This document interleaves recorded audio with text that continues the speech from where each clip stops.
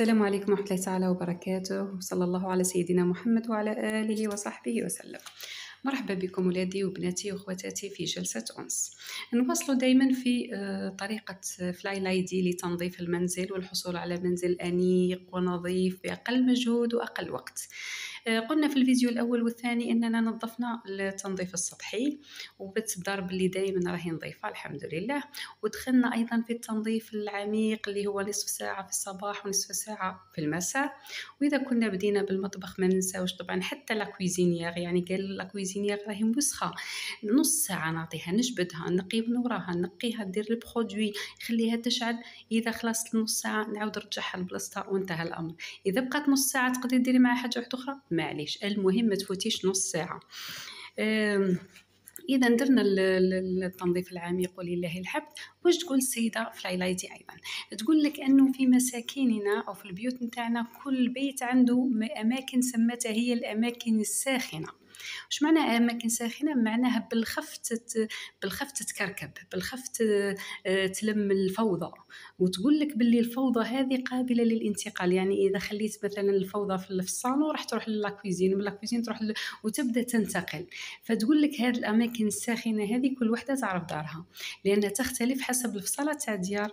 كاين دار كي تدخلي تلقي لا غونطري مثلا، فممكن هذاك لا غونطري هذاك ما دايرين مبلومون ولا حاجه، هذاك لا غونطري هو اللي يلم الكركبه. يجي وليدك يحط مفتاح، يجي الاخر يحط المحفظه، يجي تجي بنتك تحط خمارها، يجي كذا يجي كذا، تولي فوضى في هذيك المكان.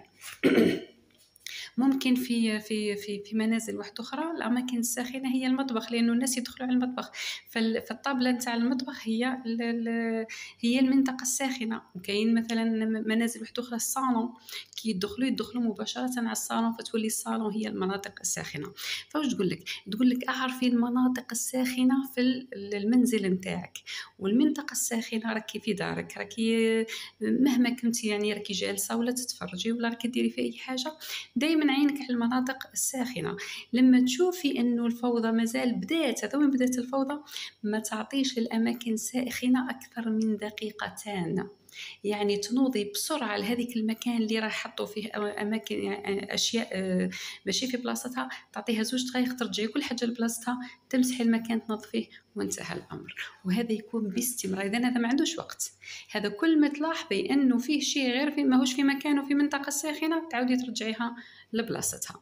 بهذا الشكل راح تحصلوا إن شاء الله بإذن الله على منازل أنيقة نظيفة بأقل وقت وبأقل مجهود. ومادام تعرفنا على طريقة فلاي لايدي، معليش نزيدوا نستعينوا بماري كوندو. ماري كوندو أيضا خبيرة في التنظيف المنازل، مشهورة جدا، تقدروا تشوفوها أيضا حبيت ناخذ منها بعض الأفكار الرائعة اللي تساهم في أنه بقاء منازلنا دائما نظيفة ومرتبة، ونخلطوها مع النصائح تاع فلاي لايدي وناخذ الزبدة من ذلك. فوش تقول ماري كوندو؟ تقول ماري كوندو أنه المسكن أو المنزل المتعب في الشغل نتاعو هو المنزل اللي فيه أشياء كثيرة لا نحتاجها، خاصة تقول لك الملابس والكتب. وفعلا أنا كي بديت نتبع في كلامها والله لقيتها عندها الحق. تقول لك كي تحلي الدولاب ولا تحلي الخزانة تلقاي مثلا 5 رفوف، كل رف مليء بالملابس، وانتي مثلا راكي تستعملي في 5 قطع فقط، تلبسي 5 قطع وعندك 10. إذن هذوك ال5 هذوك راهم زايدين لك تعب وش خابرك. اللبسة تاع ولادك كيف راكي مال، يعني الرف تاع وليدك ولا لا كومود راهي مليانة، ولكنه يستعمل في 4 أو 5 قطع فقط. فتقول لك هذيك الأشياء التي لا نحتاجها ونبقى دائما نغسلوا فيها ونطبقوا فيها هي اللي راح تزيد لنا في الشغل وتزيد لنا في التعب. فالحل ما هو؟ تقول لك تخلصي من أي حاجة لا تحتاجينها.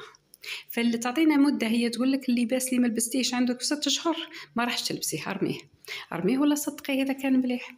يا سيدي احنا ما نديروش 6 أشهر، نديرو سنه. جربتها انا، اللي ما لبستهاش في 6 أشهر ما لبستهاش في عام، وبالتالي هي قاعده حاجزه مكان، وحجزها المكان هذا يدير طاقه سلبيه ويزيد لك التعب والشقاء وخلاص. فتقول لك تخلصي منها بطريقه ما. نفس الشيء بالنسبه الكتب اللي راهم يلموا في الغبره ويديروا في الطاقه السلبيه، اذا ما يقراوش بيهم ما يسحقوهمش يروح يصدقيهم المكاتب. كاين المكتبه، كاين دور الشباب، كاين ناس تحب تقرا. اذا تقول لك باللي اذا حبيتي دارك تولي نقية، نحي الحوايج اللي ما تسحقيهمش. نفس الشيء بالنسبة للمواعين، أو أسرة مثلا من 5 أفراد وتلقاي عندهم 20 كاس و20 مغرف و20 طبسي و5 برم ولا 6، إلا تقول لك استعملي فقط ما تحتاجينه. وبالتالي الكوزينة راح يكون فيها عدد معين قلال، وبالتالي ما تكونش الفوضى. المطبخ نفس الشيء، أي حاجة تتعلق بالمطبخ وما تسحقيهاش، إذا إذا تسحقيها في يوم مثلا على جال ضياف ولا حاجة، حطيها في أماكن بعيدة. وإذا كان ما تسحقيهاش خلاص تخلصي منها، ما عندك ما ديري بها.